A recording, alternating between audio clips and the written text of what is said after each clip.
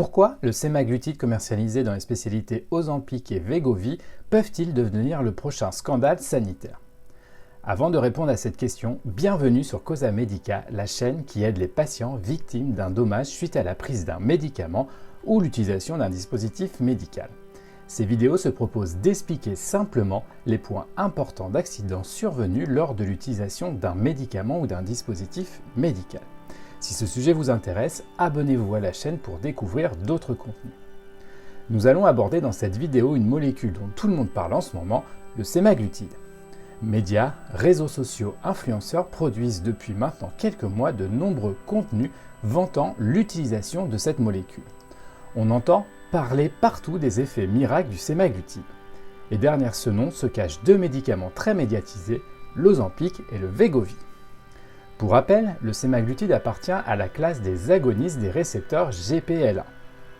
À l'origine, ce médicament est autorisé pour traiter le diabète de type 2.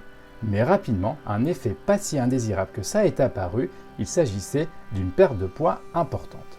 Et cet effet indésirable s'est révélé avoir un certain intérêt au-delà de la prise en charge d'un diabète.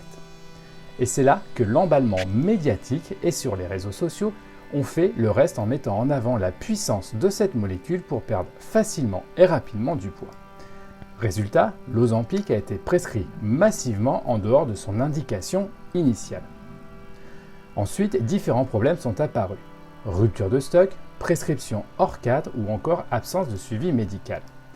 Et cette soudaine notoriété et popularité a été boostée par des influenceurs sur Instagram, TikTok ou encore YouTube.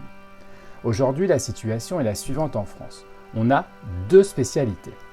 Ozempic pour le diabète qui bénéficie d'une prise en charge dans cette indication et Wegovy pour la perte de poids qui est non remboursée.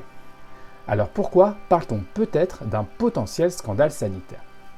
Parce qu'on retrouve dans cette histoire plusieurs ingrédients déjà présents dans d'autres scandales médicamenteux, à savoir un médicament utilisé hors de son autorisation initiale avec une dérive en dehors des indications initialement prévues, un effet indésirable devenu au final un effet bénéfique recherché, une médiatisation massive notamment par les réseaux sociaux et un sujet tendance à la mode qui génère beaucoup de contenu, la perte de poids.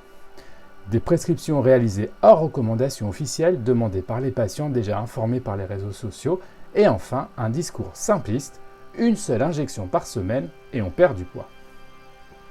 Mais surtout, une demande tellement forte que les mécanismes habituels de contrôle ont été pris de court et la situation a échappé rapidement à tout contrôle. Alors quel est le risque face à cette situation exceptionnelle? Quand un médicament est utilisé à très grande échelle et en dehors de ses indications, le risque est de voir apparaître un effet indésirable tardif non prévu.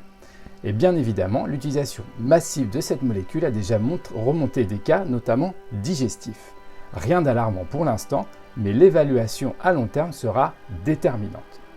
Le sémaglutide pourrait donc devenir un exemple typique d'une dérive médicamenteuse comme d'autres molécules par le passé.